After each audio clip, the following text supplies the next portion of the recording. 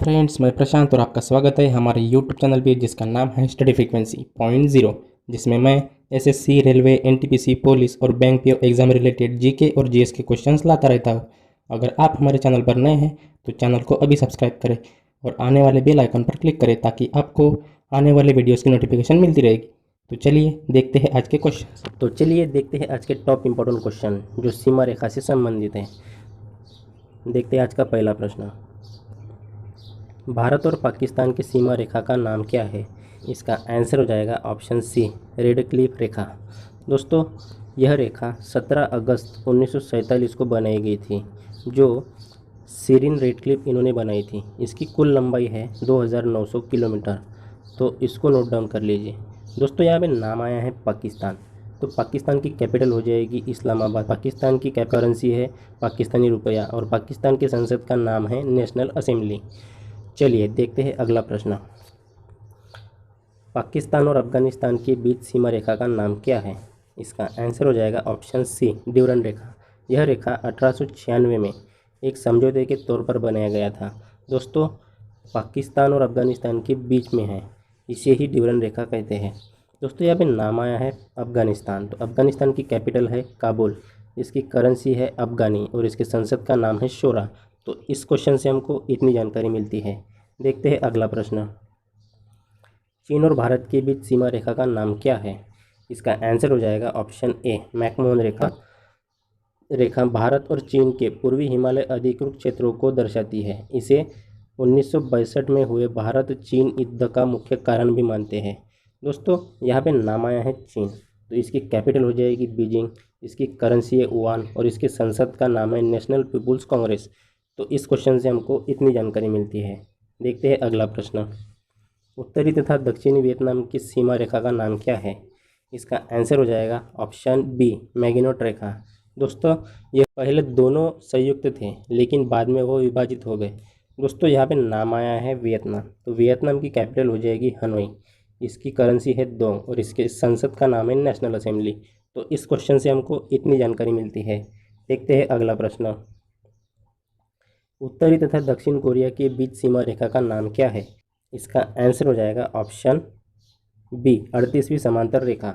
दोस्तों, यह रेखा दक्षिण कोरिया और उत्तर कोरिया के बीच एक लाइन है जिसे 38वीं समांतर रेखा कहते हैं। दोस्तों, यहाँ पे नाम आया है उत्तर कोरिया, इसकी कैपिटल है प्योंगयांग, इसकी करेंसी है वॉन और इसके संसद का नाम है सुप्रीम पीपल्स असेंबली। दोस्तों, यहाँ पे और एक नाम आया है दक्षिण कोरिया, इसकी कैपिटल हो जाएगी सियोल, इसकी करेंसी है वॉन और इसके संसद का नाम है नेशनल असेंबली। तो ये भी आपको याद होना चाहिए। तो इस क्वेश्चन से हमको इतनी जानकारी मिलती है।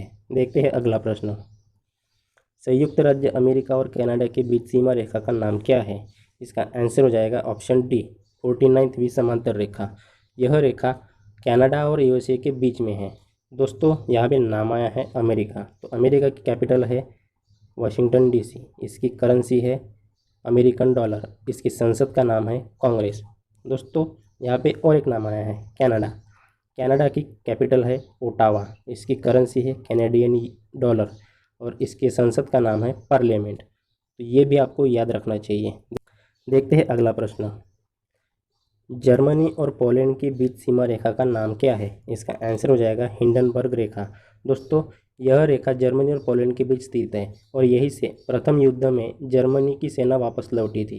दोस्तों, यहाँ पे नाम आया है जर्मनी। जर्मनी की कैपिटल हो जाएगी बर्लिन, इसकी करेंसी है यूरो और इसके संसद का नाम है बुंडस्टैग। तो इसको भी याद रखिए। दोस्तों, यहाँ पे और एक नाम आया है पोलैंड।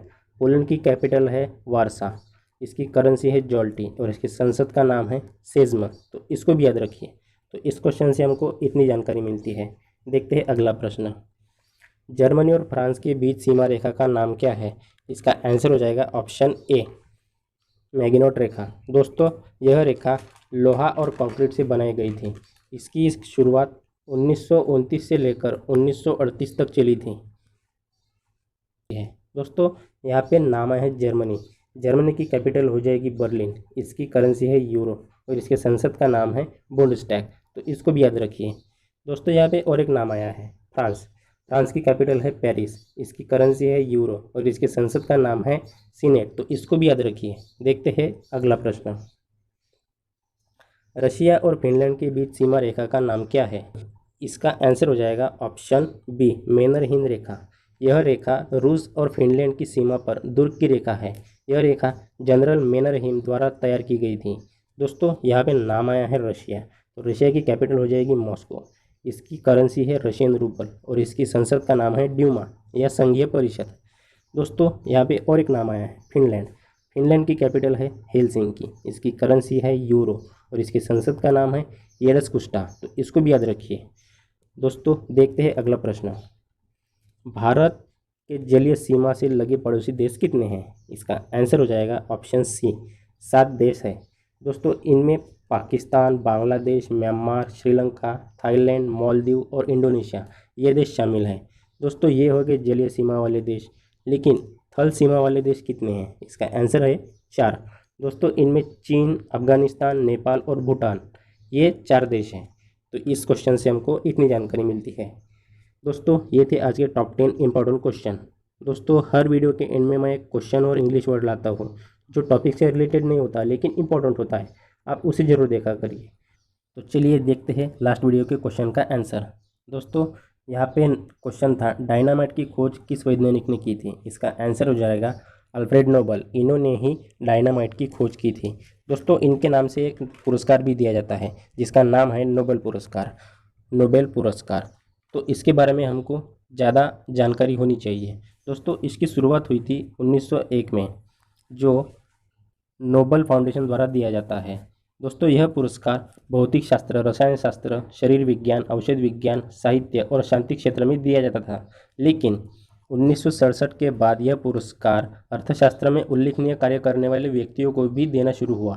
दोस्तों यह पुरस्कार हर साल 10 दिसंबर यानी अल्फ्रेड नोबल के स्मृति दिन पर दिया जाता है। अब तक सर्वाधिक बार यह नोबेल पुरस्कार पाने वाला देश अमेरिका है। दोस्तों भारत को यह सर्वप्रथम पुरस्कार 1913 में मिला था, जो रविंद्रनाथ टैगोर के साहित्य गीतांजलि काव्य को मिला था। 2014 में कैलाश सत्यार्थी को शांति में यह पुरस्कार मिला है। तो इस क्वेश्चन से हमको इतनी जानकारी मिलती है। देखते हैं आज का प्रश्न। ब्रिक्स देशों की स्थापना किस वर्ष हुई? इसका आंसर आपको कमेंट बॉक्स में देना है। दोस्तों आप क्वेश्चन के बारे में लिखा करिए, क्योंकि आप लिख देते हैं तो आप कभी नहीं भूलते, इसलिए आप क्वेश्चन के बारे में डिटेल में लिखा करिए। देखते हैं आज के इंग्लिश वर्ड। आज का इंग्लिश वर्ड है इवेंचुअली। इसका मीनिंग हो जाएगा आफ्टर लॉन्ग टाइम और फाइनली, बहुत देर बाद या आखिरकार। इसका एंटोनिम्स हो जाएगा इमीडिएटली, तत्काल, इसी क्षण या शीघ्र। तो ये थे आज के टॉप 10 इंपॉर्टेंट क्वेश्चन। दोस्तों अगर आपको हमारा वीडियो अच्छा लगा हो तो वीडियो को लाइक करें, शेयर करें और सब्सक्राइब करें। दोस्तों आपके लाइक से ही हमको मोटिवेशन मिलती है, इसलिए वीडियोस को ज़्यादा से ज़्यादा लाइक करें। Thank you for watching.